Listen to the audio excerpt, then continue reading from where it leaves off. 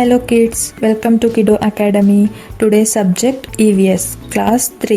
ಇವತ್ತು ನಾವು EVS ಕ್ಲಾಸಲ್ಲಿ ಡೈಲಿ ರೂಟೀನ್ ಬಗ್ಗೆ ತಿಳ್ಕೊಳ್ಳೋಣ. ಓಕೆ, ಈಗ ಸ್ಟಾರ್ಟ್ ಮಾಡೋಣ. Subscribe us and press on bell button to get every new video.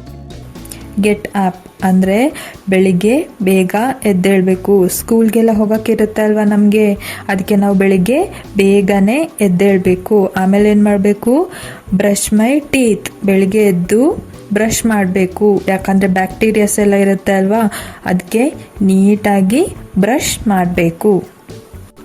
Brush ಮಾಡಿ ಆದಮೇಲೆ ಏನು ಮಾಡಬೇಕು, ಟೇಕ್ ಎ ಶವರ್, ಸ್ನಾನ ಮಾಡಬೇಕು. ನಾವು ಫ್ರೆಶ್ ಆಗಿರಬೇಕಲ್ವಾ, ನೀಟಾಗಿರ್ಬೇಕಲ್ವಾ, ಅದಕ್ಕೆ ಸ್ನಾನ ಮಾಡಬೇಕು.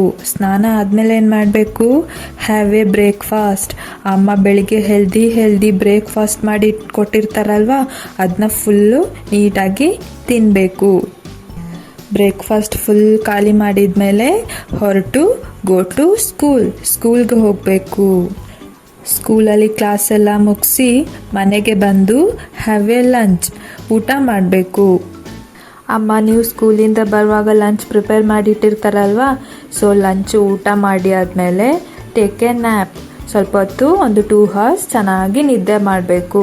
ಚೆನ್ನಾಗಿ ನಿದ್ದೆ ಮಾಡಿ ಎದ್ದು ಫ್ರೆಶ್ ಆಗಿರ್ತೀರಲ್ಲ, ಆಮೇಲೆ ಡೂ ಹೋಮ್ವರ್ಕ್.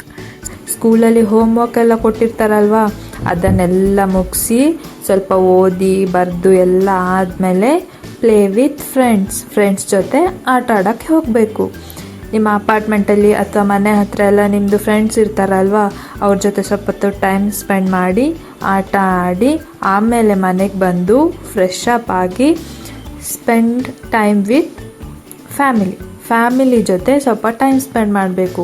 ಅಪ್ಪ ಅಮ್ಮ ಎಲ್ಲ ಇರ್ತಾರಲ್ವ ಮನೇಲಿ, ಅವ್ರ ಜೊತೆ ಸ್ವಲ್ಪ ಟೈಮ್ ಸ್ಪೆಂಡ್ ಮಾಡಿ ಆಮೇಲೆ ನೈಟಿದು ಡಿನ್ನರ್ ಎಲ್ಲರ ಜೊತೆ ಕೂತ್ಕೊಂಡು ಊಟ ಮಾಡಿ ಆಮೇಲೆ ಗೋ ಟು ಬೆಡ್, ಆಮೇಲೆ ಚೆನ್ನಾಗಿ ನಿದ್ದೆ ಮಾಡಬೇಕು.